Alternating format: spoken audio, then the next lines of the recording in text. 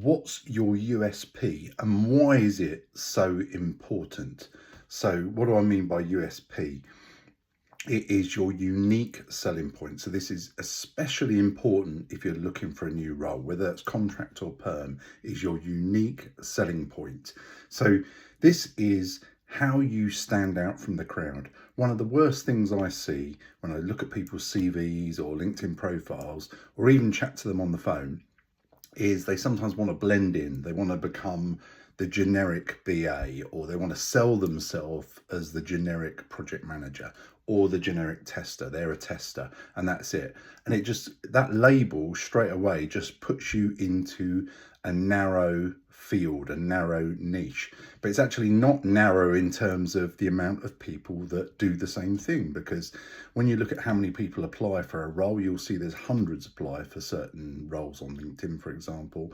So if you label yourself as just that generic BA, then you're going to go into a bucket of 100 other applicants, all labeling themselves as BAs, all going for that same role. Whereas in reality, you're all unique. You've got unique selling points, individual to us.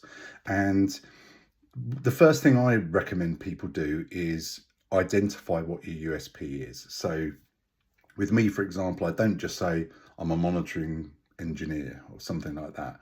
I might say I'm a monitoring consultant, but I'll always follow that up with I've got 28 years of experience working across a number of blue chip organizations in Australia, Europe, Singapore, Hong Kong.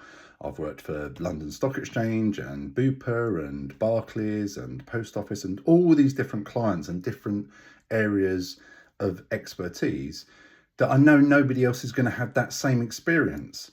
And so the first thing is to identify what your USP is. The second thing, which I hinted at just then, is to really own it so that you actually believe what you say, what you identify as your USP. You actually really believe it. And that's crucial, I find. The next thing is to really celebrate it. So celebrate it when you're speaking to recruiters and really take it to the next level, but make it become part of you, that is you, your USP. That's what you're going to bring to the table, to the organization, to the new role that you're going for.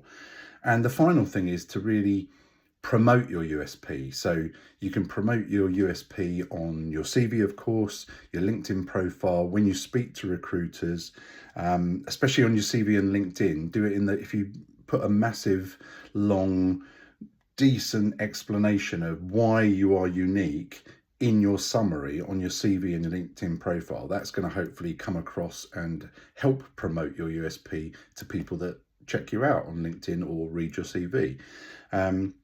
But especially when you're talking to recruiters, you want to get across that you're not just a generic monitoring consultant. You're not just a generic project manager, a generic BA, a generic tester, whatever your niche is.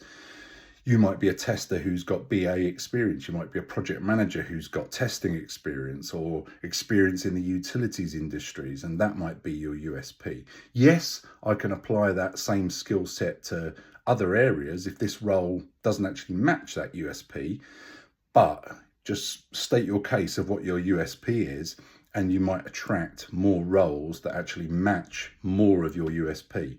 So I hope that makes sense. So yeah, when I talk to recruiters about my specific niche, I mention all the clients I've worked with.